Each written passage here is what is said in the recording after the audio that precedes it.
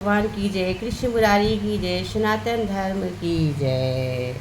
आज श्री भगवद गीता का तीसरा अध्याय, कल हमने दूसरा डाला था, आज तीसरा अध्याय है कर्म योग।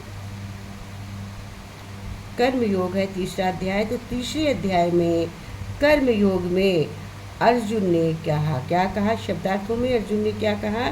शब्दार्थ अर्जुन ने कहा, हे जनार्दन, हे केशव, यदि आप बुद्धि को सकाम कर्म से श्रेष्ठ समझते हैं तो फिर आप मुझे इस घोर युद्ध में क्यों लगाना चाहते हो? क्या कहा?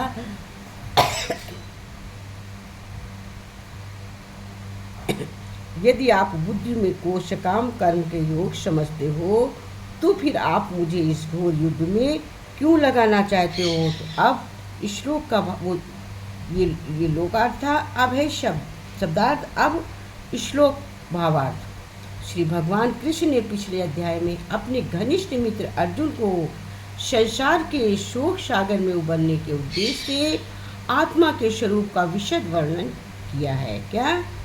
पिछले में आत्मा के का स्वरूप का विशद वर्णन किया है और आत्मा साक्षात्कार के जिस मार्ग की संतुति की है वो है बुद्धि योग या कृष्ण भावना मृत।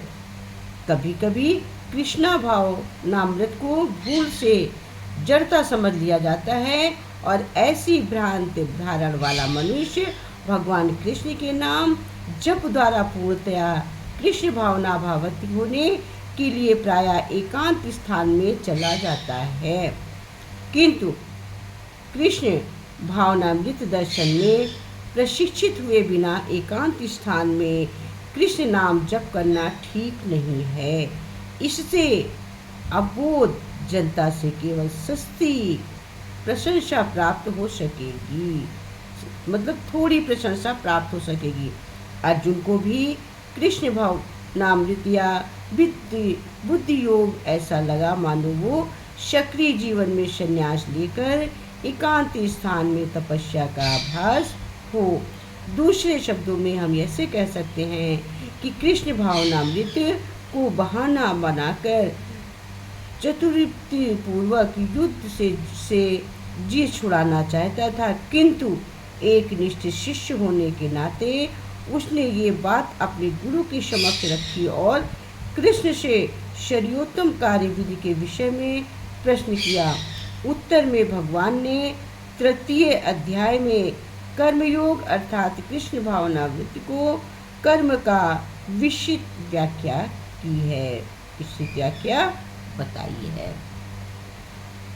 तो ये हमारा तीसरा अध्याय है कि श्री भगवद गीता का तीसरा अध्याय कर्मयोग। तो हमारा कर्मयोग पूरा हुआ यहीं पर।